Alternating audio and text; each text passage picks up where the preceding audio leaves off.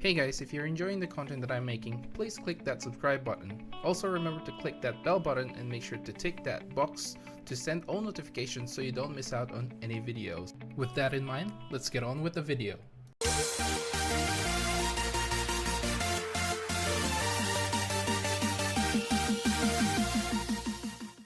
What's up guys, welcome to Munchkins Gaming, where we take your gaming to the next level. This is Munchkins logging in to bring you another Final Fantasy XIV video, and in this video we'll be talking about Shinryu EX, which just came out on patch 4.1. Now this video will be covering the Paladin's point of view, and I'll give you tips and tricks that I have noticed that might help you out when you're trying Shinryu EX. So, the start of the fight, pre-casting Divine Veil actually will help reduce the damage of Earth and Fury. You don't necessarily have to, and you can also use Reprisal. Again, you don't necessarily have to, but it can alleviate a little bit of the healing for the healers. So, the idea here is basically you're gonna be taking a lot of damage. You have to watch out that enemy list, because that's where all the casting timers are shown. It's not shown if you just target Shinryu because he has both wings. So anyway, after the chains break, basically he's casting Tidal Wave. This is a good time to actually use your Tempered Will so you don't get knocked back. So the next couple of mechanics doesn't really need to be covered by you, because it's basically the healer. Summon Icicle is basically dodge. Tail will appear, DPS the tail, and it can be either Hypernova or the lightning one. So Hypernova, just stick there. You can use your Passage of Arms to reduce the damage incoming for that, but again, it's not necessarily you need to do it.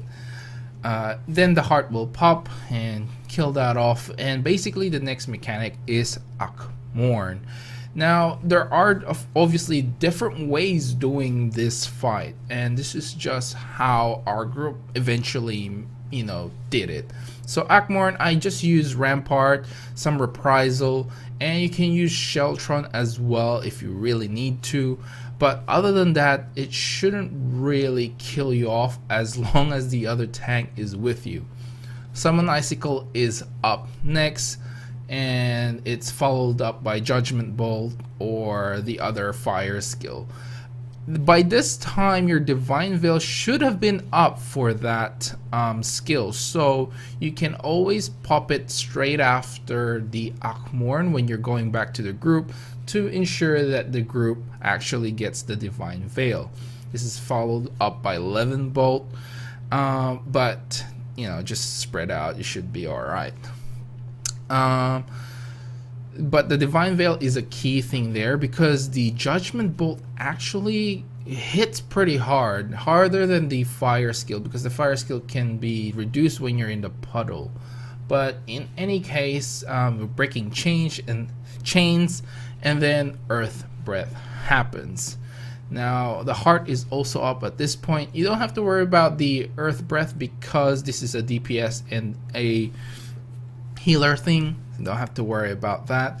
The second Akh Morn, our group decided to use Hallowed Ground.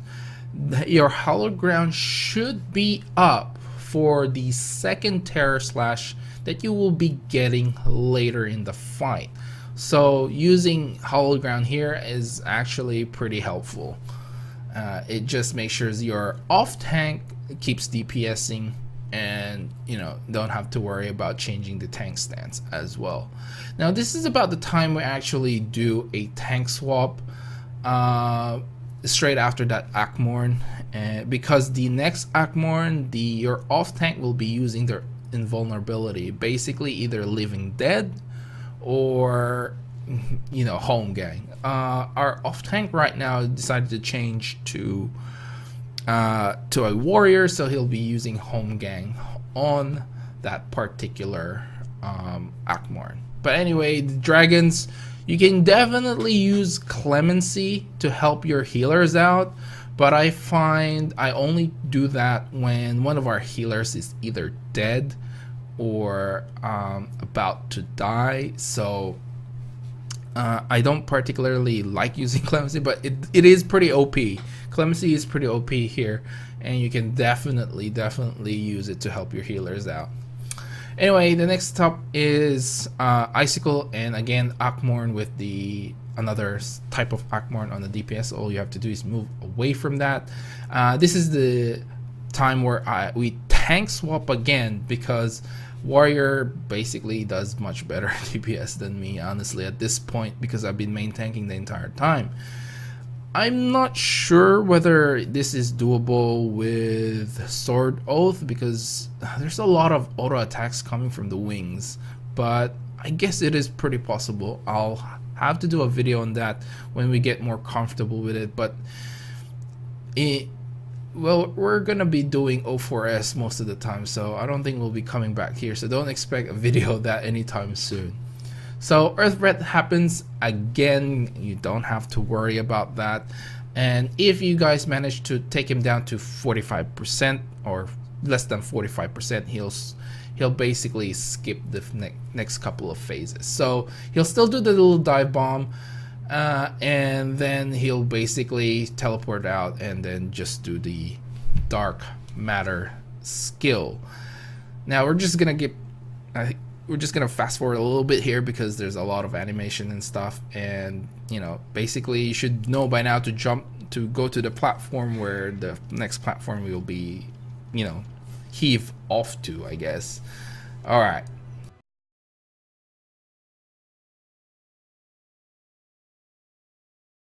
Okay, so we are heaved off to the platform where we're gonna do the ad phase. Now the ad phase, unfortunately at this time we only had one healer and two of our DPS is down.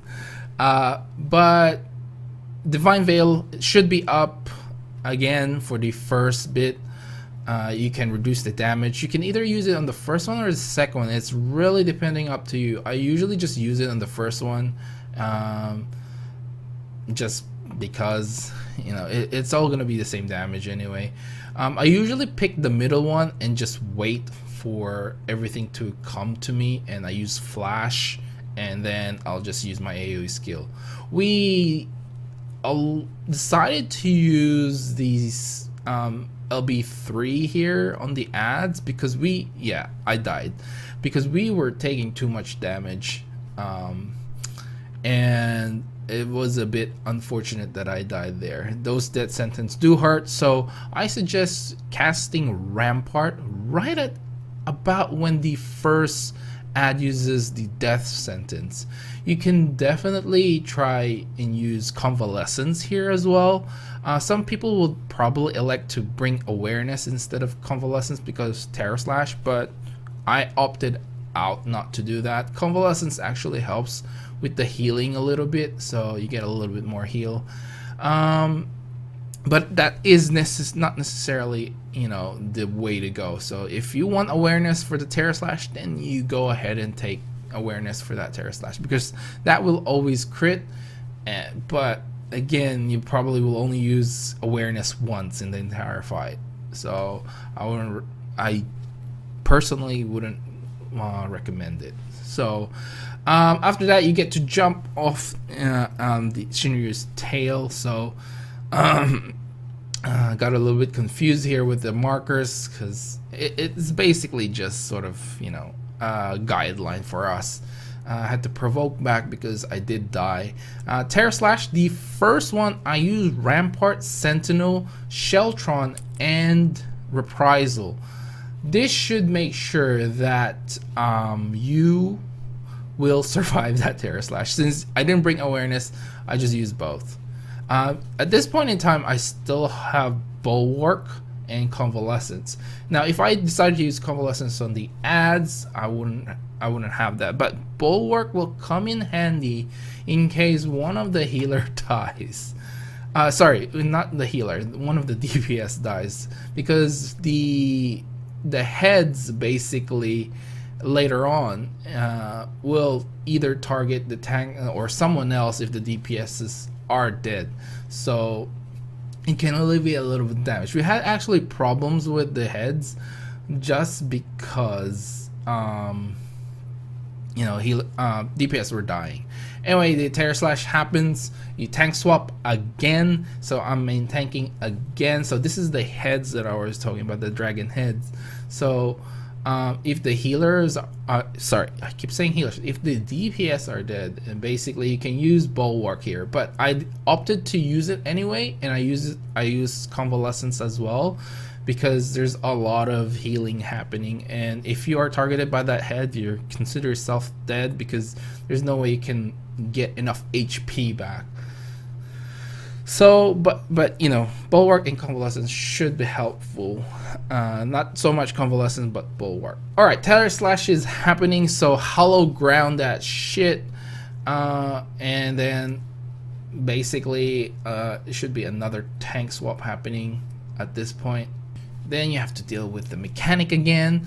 I must say, we never got the Diamond Dust with the 11 bolt. We always get the Diamond Dust with Hypernova, which is, sorry, Ice Storm, sorry, and I think we were pretty lucky because this is just a stack mechanic.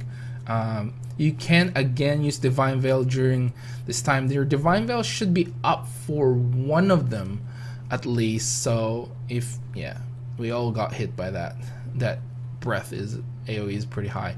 Now the last bit of the fight is basically just, you know, DPSing down the wings.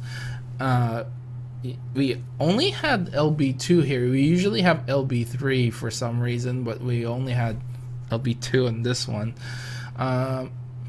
Maybe we did the mechanics right, no one died too much, I don't know.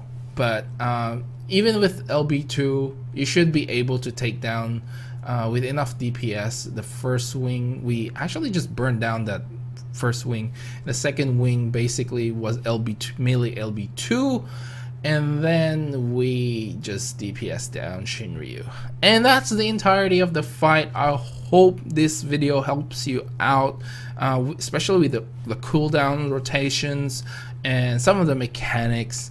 I didn't really try to explain the mechanics because I do expect people to look up an actual guide for that. But anyway, that's it for this video, guys. Remember to click like, subscribe, and share this video if you find it helpful at all. As always, I'd like to hear from you guys what you think about Shinryu EX, and if you're a tank, what sort of rotation you do, or if there's other tips that you can share with the community. Please leave them down in the comments below. Also, follow me on Twitter and on Facebook at Munchkins Gaming. This is Munchkins logging off, and I'll see you guys in the next level.